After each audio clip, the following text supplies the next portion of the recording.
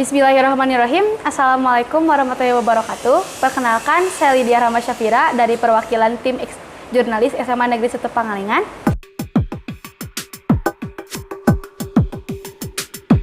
Di sini saya ingin mewawancarai Bapak Didin Suyadi SPD mengenai hal acara webinar yang akan dilaksanakan pada tanggal 31 Maret 2021. Jadi Pak, tema apa yang diusung dalam acara webinar ini? Ya, baik, tema yang diusung pada webinar kali ini adalah ketahanan keluarga pada masa pandemi COVID-19 dalam membantu pendidikan anak di rumah. Itu tema yang kita usung kali ini. Dan Pak, apa tujuan yang ingin Bapak capai? Tujuan yang ingin kita capai dari webinar ini adalah memberikan pencerahan, wawasan, dan mungkin sharing sebenarnya dengan orang tua siswa kelas 10 dan kelas 11 bagaimana sedikit banyaknya kami memberi wawasan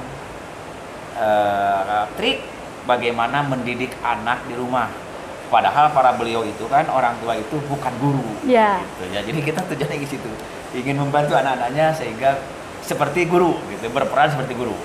Dan Pak, seperti yang telah kita ketahui bersama selama 1 tahun terakhir ini, sekolah telah melakukan pembelajaran jarak jauh atau PJJ. Kendala apa yang Bapak rasakan ketika melaksanakan PJJ tersebut? Ya, baik. Terima kasih. Inilah justru kami melakukan webinar ini karena kami salah satunya kajian dari situ. Kajian dari permasalahan itu. Salah satu yang paling kita rasakan adalah pertama, tingkat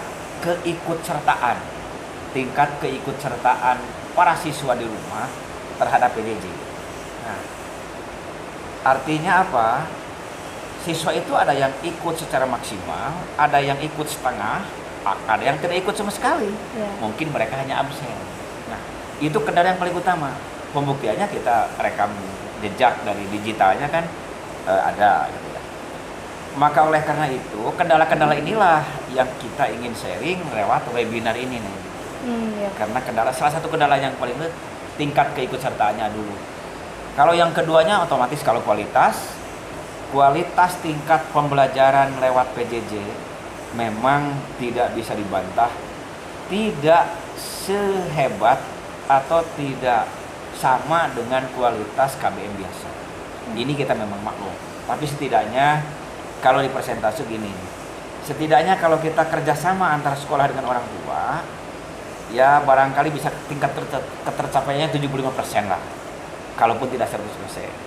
Nah, inilah kendala-kendala inilah yang ingin kita capai, kita sharingkan orang tua, sehingga PJJ berikutnya harapannya gitu nih. PJJ berikutnya setelah webinar ini ada tingkat keikutsertaan naik, kualitas pembelajarannya meningkat. Nah, itu diantaranya ya seperti itu. Ya. Dan Pak, mengapa orang tua berperan penting dalam membantu kegiatan PJJ ini? Nah, otomatis karena PJJ itu nyaris pembimbingannya diserahkan pada orang tua. Iya. Nyaris ya, karena kami guru-guru kan cuma memberikan layanan lewat online. Tadi itu, jadi lewat online, orang tua ini berperan penting. Katakanlah dari mulai bangun tidurnya, ngobrak-ngabriknya, disiapkan HP-nya, disiapkan kuotanya, itu menjadi peran orang tua. Makanya sangat penting keberhasilan PJJ itu orang tua di rumah. Lebih khusus lagi ibu, lebih khusus lagi itu seorang ibu. Nah, mungkin ayah sibuk, tapi kekhususan seorang ibu lebih penting lagi, dominan. Nah, hal ini peran penting seorang keluarga di rumah dalam konteks keberhasilan pelajaran jarak jauh. Menurut Bapak, pesan apa untuk orang tua di esok hari? Ya, ini penting Neng, bahwa kami mengajak kepada seluruh orang tua siswa kelas 10 dan kelas 11 atas kegiatan ini karena kami memandang materinya cukup bagus, narasumbernya juga profesional, maka kami mohon kehadirannya besok untuk mengikuti webinar di rumahnya masing-masing lewat alamat yang telah kami kirimkan ke grupnya masing-masing. Jadi kami sekali lagi Bapak Ibu mohon kehadirannya di Zoom besok mulai jam 12.30 sampai dengan selesai. Insya Allah materi ini akan bermanfaat buat Bapak Ibu dan buat kita semuanya dalam rangka pendidikan anak kita di masa pandemi COVID-19. Terima kasih. Baik Pak, terima kasih atas penjelasannya dan terima kasih juga Bapak telah bersedia untuk saya wawancarai. Mohon maaf apabila ada perkataan yang kurang tepat. Sekian dari saya, terima kasih.